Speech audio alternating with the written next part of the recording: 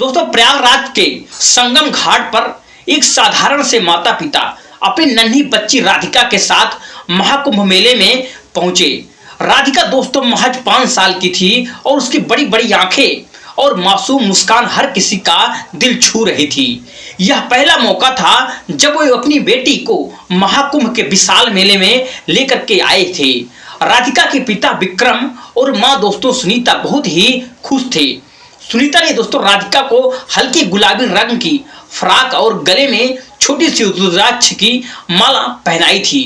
दोस्तों बच्ची अपनी माँ का हाथ पकड़कर खुश होकर के इधर उधर देख रही थी और दोस्तों विक्रम और सुनीता ने सोचा कि महाकुंभ में गंगा स्नान करने से उनके परिवार के दोस्तों सारे आखिरकार पाप धुल जाएंगे, जीवन में दोस्तों सुख शांति बनी रहेगी। मेले में दोस्तों हर जगह भक्ति और उत्साह का माहौल था और फिर दोस्तों साधु संतों की टोलियां भगवे वस्त्र पहले इस ऋषि मुनि अघोरी बाबा दोस्तों सिर पर चिलम लिए दोस्तों नागा साधु मंत्रों का जाप कर रहे। भक्त दोस्तों चारों ओर दिख रहे थे और राधिका दोस्तों पहली बार इतनी बड़ी भीड़ देख रही थी और उसकी दोस्तों आंखें चमक रही थी, लेकिन दोस्तों उसकी नन्ही उंगलियां अपने पिता के हाथ को मजबूती से पकड़े हुई थी। दोस्तों विक्रम ने अपनी पत्नी से कहा, सुनीता राधिका का ध्यान रखना, यहाँ भीड़ बहुत ज्यादा है, उसका हाथ बिल्कुल मत छोड़ना। दोस्तों सुनीता ने सिर हिला करके हाँ कहा और राधिका ने दोस्तों मुस्कुराते हुए अपने पिता से पूछा, पापा यह साधु बाबा कौन हैं और इतने अजीब कपड़े आखिरकार क्यों पहनते हैं। दोस्तों फिर विक्रम मुस्कुराया और प्यार से दोस्तों उसकी नाक छूते हुए बोला, बेटा यह भगवान के भक्त हैं, यह अपना सारा जीवन भगवान की आखिरकार सेवा में बेटा बिताते हैं। राधिका ने दोस्तों सिर हिलाया, लेकिन दोस्तों उसके मन में कई सवाल। अब वह दोस्तों महाकुंभ मेले में सूर्यदेव अपनी पहली किरण दोस्तों बिखेर रहे थे। संगम घाट पर भीड़ उमड़ चुकी थी। दोस्तों लोग गंगा में डुबकी लगाने के लिए दोस्तों बिल्कुल उत्साहित थे और चारों ओर दोस्तों हर हर गंगे की जयकारों की गूंज थी और श्रद्धालु साधु संत दोस्तों अघोरी बाबा और दोस्तों नागा साधु अब अपने अपने दोस्तों अंदाज में पूजा अर्चना में बिल्कुल लीन थे। फिर दोस्तों विक्रम ने राधिका का हाथ मजबूती से पकड़ रखा था और सुनीता दोस्तों उसके साथ चल रही थी और राधिका ने दोस्तों अपनी पहली बार इतनी विशाल भीड़ देखी और उसकी दोस्तों आंखें खुशी से चारों ओर घूम रही थी। उसने कई अघोरी बाबाओं को दोस्तों देख करके अपनी राख से दोस्तों सनी देह के साथ दोस्तों मंत्र उच्चे कर रहे थे। उसने दोस्तों अपने पापा से पूछा, पापा यह बाबा इतने गंदे क्यों रहते हैं।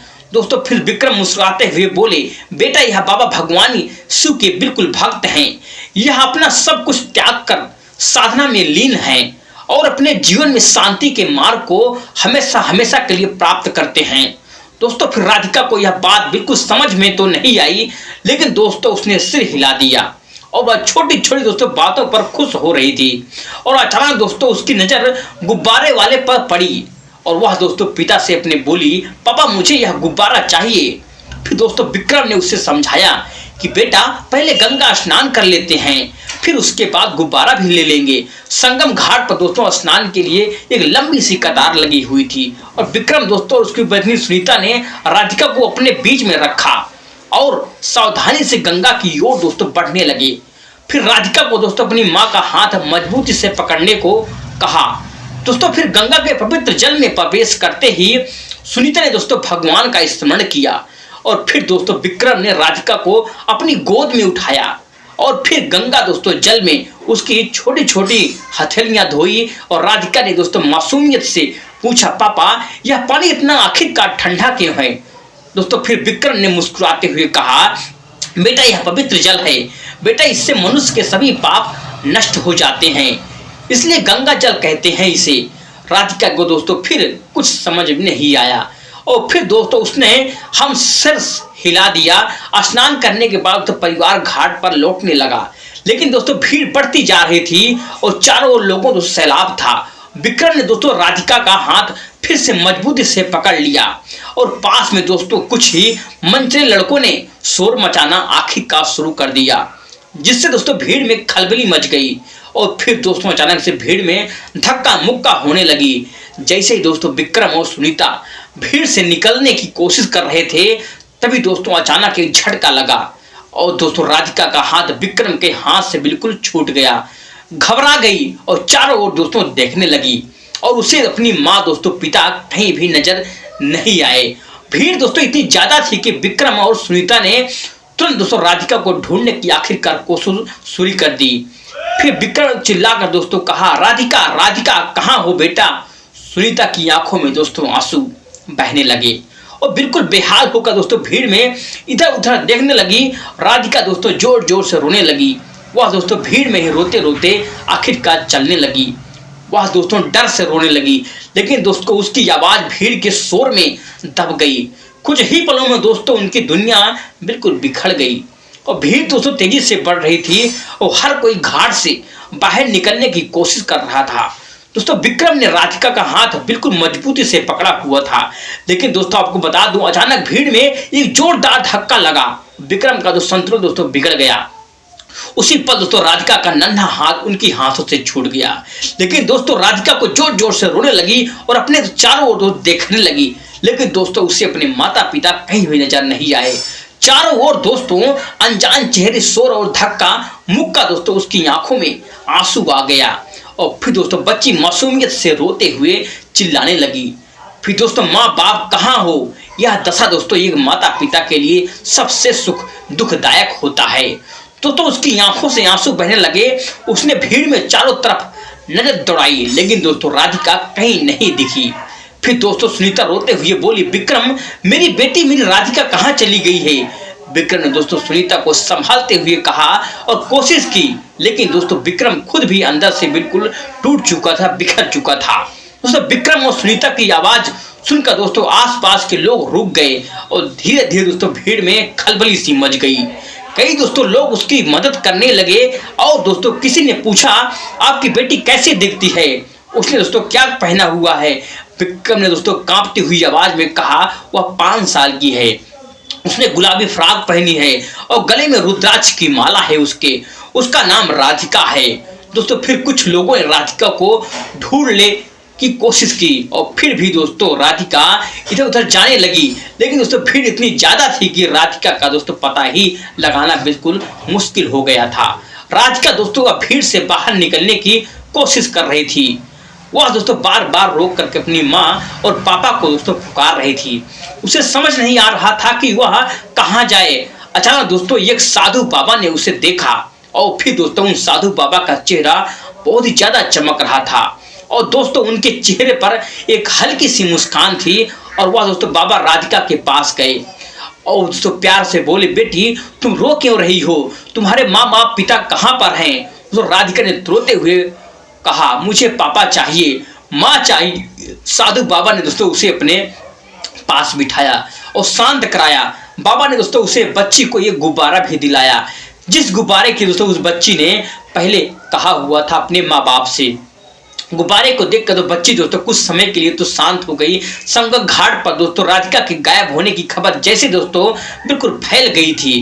विक्रम दोस्तों उसके पिता माँ सुनीता हर तरफ दोस्तों उसे ढूंढ रहे थे। सुनीता की आंखों में लगातार दोस्तों आंसू बह रहे थे और वह दोस्तों रोते हुए चिल्ला रही थी, राधिका मेरी बच्ची कहाँ हो गई। विक्रम की दोस्तों हालात भी बिल्कुल खराब हो गई थी और उनके दोस्तों मन में भय और बेचैनी थी। और भीड़ में दोस्तों किसी ने कहा, भाई साहब आप मेले के घोषणा कार्यालय में जाकर अपनी बच्ची की गुमशुदगी की सूचना दे दीजिए, वहां से ऐलान करवाइए। दोस्तों फिर विक्रम और सुनीता घोषणा कार्यालय की आखिर की ओर वो जाते हैं दौड़ते हुए। घोषणा कार्यालय में पहले से ही दोस्तों कई लोग अपने कानों के खोने की दोस्तों शिकायत के लिए आए हुए थे। विक्रम ने दोस्तों वहां पर पहुंचकर कांपते हुए अपनी बात कही, मेरी बेटी 5 साल की है, राधिका नाम है, गुम हो गई है, उसने गुलाब की फ्रॉक पहने हुए थे, गले में रुद्राक्ष की माला है, कृपया उसकी घोषणा करवाएं। कार्यालय के दोस्तों कर्मचारी ने विक्रम की पर दोस्तों ध्यान से सुनी और फिर दोस्तों माइक पर घोषणा की, सावधान सावधान, 5 साल की बच्ची जिसका नाम राधिका है, गुलाबी फ्रॉक पहनी हुई है और गले में रुद्राक्ष की माला है, बिल्कुल गुम हो गई है। जिसने भी इस बच्ची को देखा है वो कृपया उसे घोषणा कार्यालय में लाने की कष्ट करें। दोस्तों फिर सुनीता की उम्मीदें बिल्कुल जागी, लेकिन दोस्तों अगले ही पल में जब किसी ने राधिका को दोस्तों लेकर के आने की खबर नहीं दी दोस्तों, वह जोर जोर से रोने चिल्लाने लगी। सुनीता ने दोस्तों भगवान की मूर्ति की ओर देखा और बिलखते हुए कहा, गंगा माँ, प्रभु मेरी बच्ची बचा लो। अगर मेरी राधिका को कुछ भी हो गया, मैं आपको कभी भी नहीं पूछूंगी, आपको कभी भी बिल्कुल याद नहीं करूंगी। दोस्तों विक्रम ने सुनीता को सांत्वना देने की आखिरकार कोशिश की, लेकिन दोस्तों उसकी खुद की आवाज बिल्कुल टूट रही थी।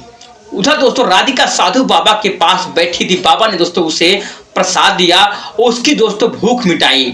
उन्हें दोस्तों के शांत करने को कहा, डरो मत बेटी, मैं तुम्हें तुम्हारे माता पिता से अवश्य मिलाऊंगा, वहां तक पहुंचाऊंगा। उसी समय दोस्तों बाबा को घोषणा कार्यालय से आवाज सुनाई दी और दोस्तों बाबा ने इस क्षण एक यात्री घोषणा की कार्यालय का पता आखिरकार पूछा और फिर दोस्तों राधिका को अपने साथ लेकर के वहां जाने लगे। दोस्तों घोषणा कार्यालय में विक्रम और सुनीता के दिल दोस्तों धड़कने की तेजी से आवाज आई। हर बार दोस्तों जब माइक से राधिका का नाम पुकारा जाता था दोस्तों उनकी उम्मीदें थोड़ी सी जागती थी, लेकिन दोस्तों जैसे ही कोई खबर नहीं आती थी तो फिर जो दिल टूट जाता था। सुनीता की आंखों में रो रो करके बिल्कुल सूज गई थी और बार बार भगवान की दोस्तों पुकार रही थी, गंगा माँ मेरी बच्ची को मुझसे वापस मिलवा दो। तो दोस्तों विक्रम ने सुनीता को संभालने की आखिरकार कोशिश की, लेकिन दोस्तों उनके अपने आंसू भी थमने का नाम ही नहीं ले रहे थे। चारों ओर दोस्तों भीड़ का शोर की दोस्तों हड़बड़ी और निरंतर भाग घोषणाओं की आवाजें उनके दिल को दोस्तों घबराहट और बेचैनी बिल्कुल बढ़ा रही थी। तो राधिका जो दोस्तों अब घबराई हुई थी और साधु बाबा के साथ चल रही थी। बाबा ने दोस्तों उसे प्यार से कहा, डरो मत बेटी, भगवान ने मुझे भेजा है, मैं तुम्हारे माता पिता से अवश्य मिलाऊंगा, पास ले जाऊंगा। राधिका ने दोस्तों अपने छोटे छोटे हाथों में बाबा का हाथ कसकर पकड़ लिया। फिर दोस्तों घोषणा कार्यालय में विक्रम ने दोस्तों तो कर्मचारियों से कहा, कृपया एक बार मेरी बेटी के बारे में घोषणा कर दीजिए, शायद कोई उसे लेकर के आ ही रहा हो। माइक से फिर से दोस्तों आवाज गूंजी, 5 साल की बच्ची, गुलाबी फ्रॉक पहने, गले में रुद्राक्ष की माला, जिसका नाम राधिका है। जिसने दोस्तों उसे देखा हो कृपया घोषणा कार्यालय में लाने की बड़ी बड़ी कृपया करे। दोस्तों फिर माता पिता बहुत ही परेशान हैं। इस बार दोस्तों घोषणा सुनते ही साधु बाबा ने राधिका से दोस्तों कहा, बेटी तुम्हारे माता पिता यही तुम्हारा इंतजार कर रहे हैं, हमें ऐसा लगता है, चलो तुम्हें उनसे मिलवा करके आखिरकार हम लाते हैं घोषणा कार्यालय के पास। दोस्तों विक्रम और सुनीता उम्मीदें और डर के साथ दोस्तों खड़े हुए थे। तभी दोस्तों उन्होंने देखा कि ये साधु बाबा अपनी दोस्तों लंबी दाढ़ी और भगवा वस्त्रों में अपनी गोद में राधिका को लेकर के वो आ रहे हैं। दोस्तों फिर सुनीता ने एक पल के लिए देखा और फिर दोस्तों चिल्लाई, राधिका मेरी बच्ची आ गई है।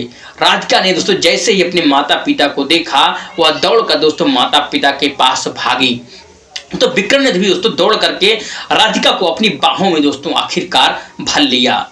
फिर दोस्तों सुनीता ने राधिका को गले से लगा करके फूट फूट के रोने शुरू कर दिया। राधिका ने दोस्तों अपनी माँ से कहा, माँ मुझे बहुत ही डर लग रहा था, तभी एक बाबा ने मुझे यहाँ ले आ करके। तभी दोस्तों सुनीता और विक्रम ने आसपास देखा तो दोस्तों वह बाबा उन्हें कहीं भी दिखाई नहीं दिया, जैसे वह गुम हो गया हो। दोस्तों सुनीता और विक्रम को एक बार के लिए दोस्तों बिल्कुल साफ साफ एहसास हुआ कि साक्षात वह साधु और कोई नहीं भगवान शिव ही हैं, जिन्होंने उसकी पुत्री की रक्षा के लिए राधिका की गोद में ले आकर के सुनीता दोस्तों विक्रम ने राहत की फिर आखिरकार सांस ली। दोस्तों ये थी आज की घटना कुंभ मेले की। दोस्तों आपको कैसे लगी है मैं कमेंट सेक्शन में जरूर बताइए।